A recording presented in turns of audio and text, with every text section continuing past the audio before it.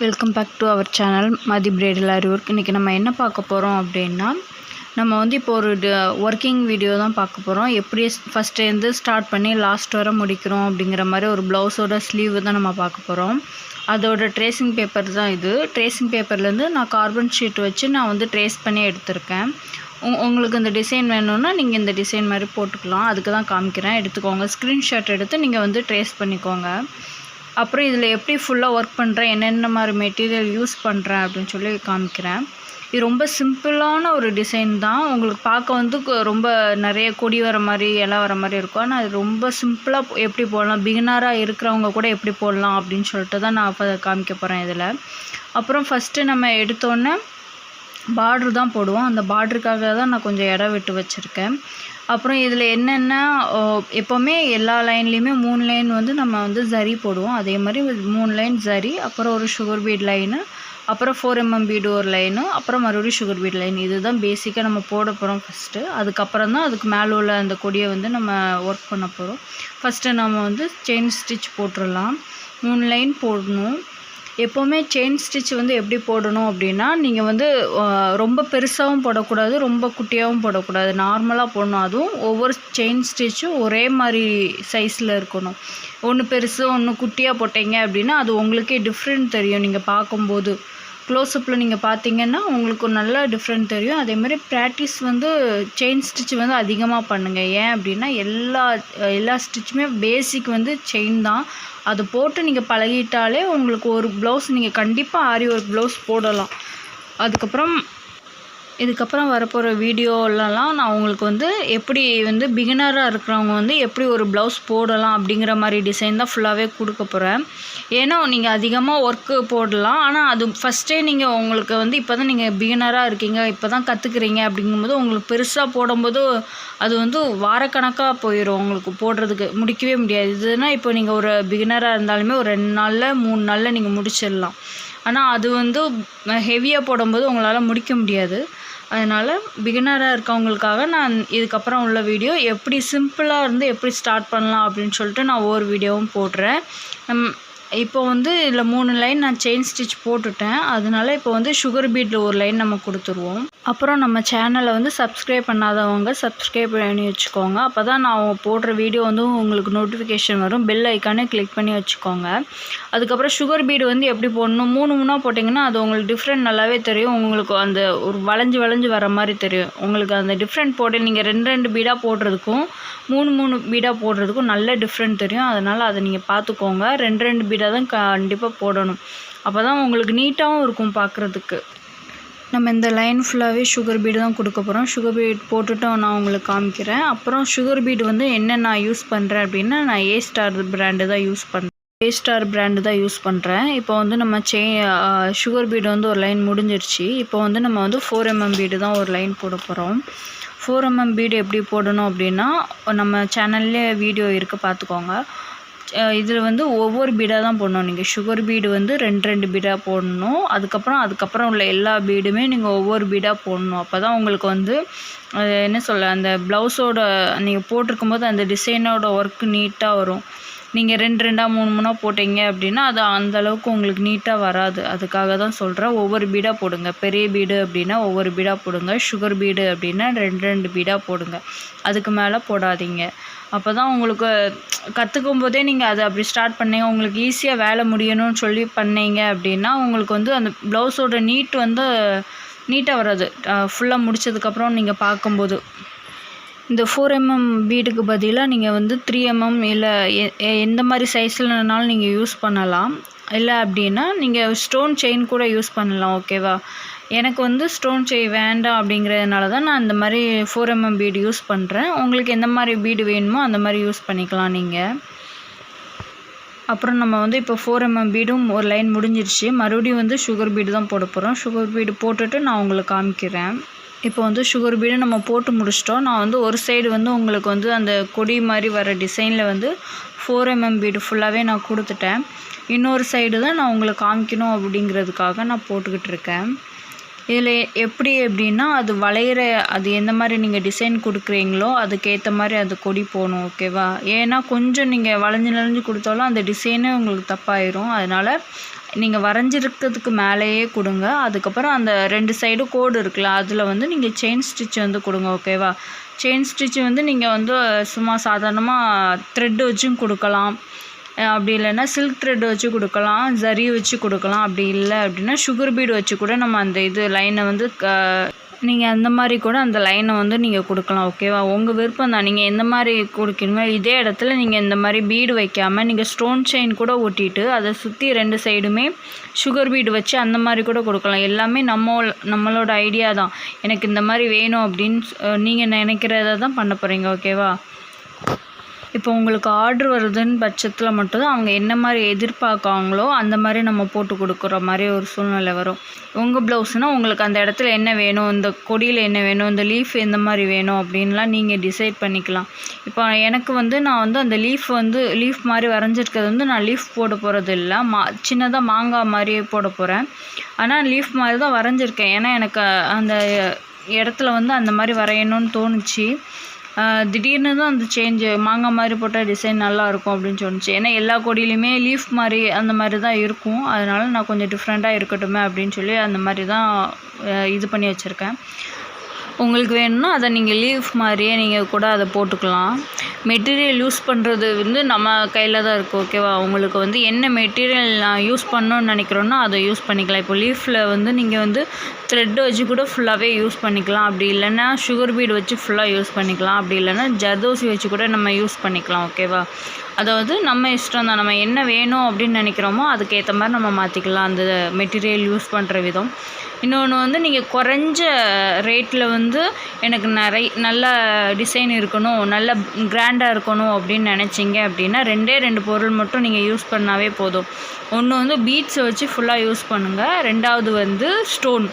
இந்த ஸ்டோனும் பீட்ஸும் அதை வச்சு மட்டும் நீங்கள் ஒர்க் பண்ணாலே அது நல்ல கிராண்டாக இருக்கும் உங்களுக்கு பார்க்குறதுக்கு. ஏன் அப்படின்னா நம்ம ஜர்தோசி யூஸ் பண்ணலாம். ஆனால் ஜர்தோசியில் வந்து உங்களுக்கு அந்த யூஸ் பண்ணும்போது நல்லாயிருக்கும். அதுக்கப்புறம் நம்ம மெயின்டைன் பண்ணுறது வந்து ரொம்ப கஷ்டம் ஜர்தோசியில். ஏன் அப்படின்னா நம்ம முடி பிடிச்சி இழுத்துருச்சுன்னு வச்சுக்கோங்களேன், அந்த ஜர்தோசி ஸ்ப்ரிங் மாதிரி தான் இருக்கும், அது ஃபுல்லாகவே வந்துடும் நமக்கு. அப்போங்கும்போது அது நம்ம ரேட் அதிகமாக கொடுத்து பண்ணியிருப்போம், அது வந்து நமக்கு வேஸ்ட்டாக போயிடும். ஒரு ஸ்ப்ரிங் வந்துட்டால் கூட அதுலேருந்து ஃபுல்லாக வந்துடும். அதனாலே மினிமம் அந்த மாதிரி யாராட்டு கேட்டாங்கன்னா அவங்கக்கிட்ட சொல்கிற அட்வைஸ் இதுதான். நீங்கள் நல்லா மெயின்டைன் பண்ணுறதா போட்டு கொடுத்து ஓகே அப்படிங்கிற மாதிரி தான் சொல்லுவேன். ஏன்னா போட்டதுக்கப்புறம் நம்மக்கிட்ட சொல்லக்கூடாதுல்ல, அதனால்.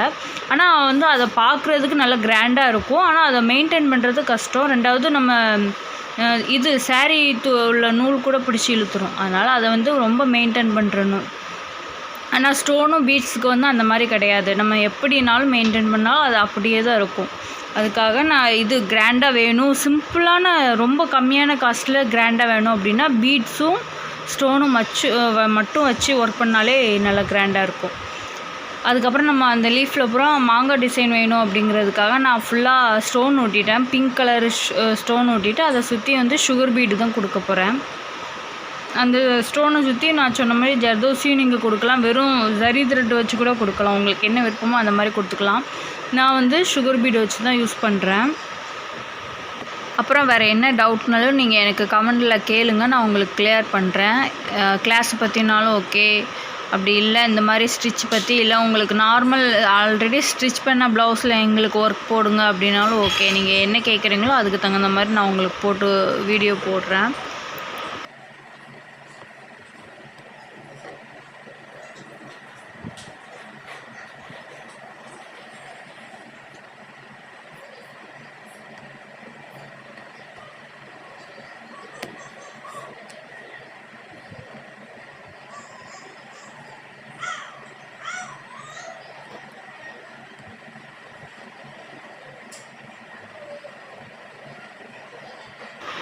இதில் வந்து ஒரு மாங்காய் போடுறது வந்து நான் காமிச்சிருப்பேன். அதுக்கப்புறம் எல்லாமே கொஞ்சம் ஓட விட்டுட்டேன், பாதி வந்து கட் பண்ணிட்டேன். ஏன்னா ஃபுல்லாக காமிச்சா வீடியோ லென்த்தாக போய்கிட்டே இருக்கும் அப்படின்னு சொல்லிட்டு இப்போ எல்லாமே உங்களுக்கு முடிச்சுட்டு அந்த சென்டரில் ஒரு ஃப்ளவர் மாதிரி இருக்குல்ல, அதை தான் இது பண்ணலாம் அப்படின்னு சொல்லிட்டு நான் அதை தான் எடுத்திருக்கேன். அதில் வந்து ஃப்ரேம்டு ஸ்டோன் ஒன்று ஒட்டியிருக்கேன் ஒயிட் கலரில். அதை சுற்றி இப்போ வந்து சுகர் பீடு வந்து நான் கொடுக்க போகிறேன்.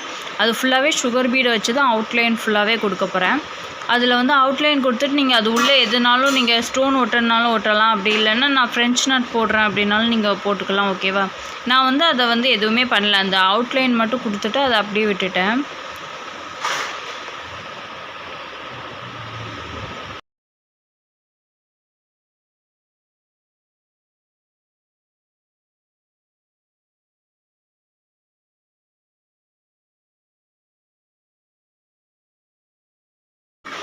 ஆனால் வீடியோ இதுக்கு முன்னாடி நிறைய ப்ளவுஸ் நான் எடுக்கணும்னு சொல்லி ஸ்டார்ட்லாம் பண்ணியிருக்கேன். இந்த மாதிரி வீடியோ போடுறது எடுக்கணும் அப்படின்னு சொல்லிட்டு.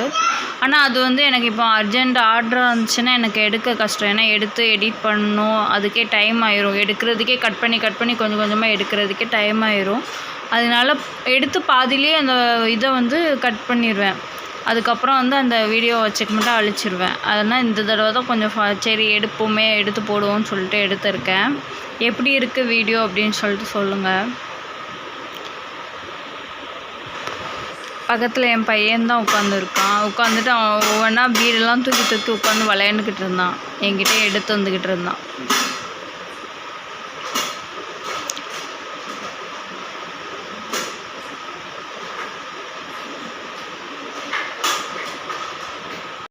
இது வந்து நான் ஓட விட்டது ஏன் அப்படின்னா, இதில் வந்து நார்மலாக நம்ம யூஸ் பண்ணுற செயின் ஸ்டிச் வச்சு சுகர் பீட் யூஸ் பண்ணலாம். அதுதான் யூஸ் பண்ணியிருக்கேன். அதனால தான் அவுட்லைன் கொடுக்குறதுனால வேறு புதுசாக எந்த டிஃப்ரெண்ட்டாக எதுவும் இல்லை அப்படின்னு சொல்லிட்டு நான் ஓட விட்டுருக்கேன். சும்மா அவுட்லைன் கொடுக்குறது மட்டும்தான்.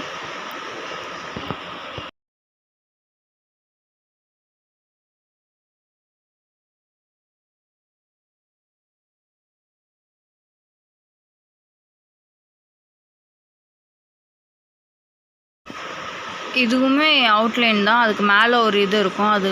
அதுக்கு வந்து அவுட்லைன் கொடுக்க நான் சொன்ன மாதிரி அதில் என்னென்னாலும் நீங்கள் யூஸ் பண்ணிக்கலாம். இல்லை ஸ்டோன் ஒட்டுனாலும் ஒட்டிக்கலாம், இல்லை த்ரெட்டு வச்சு ஒர்க் பண்ணுறதா இருந்தாலும் பண்ணிக்கலாம்.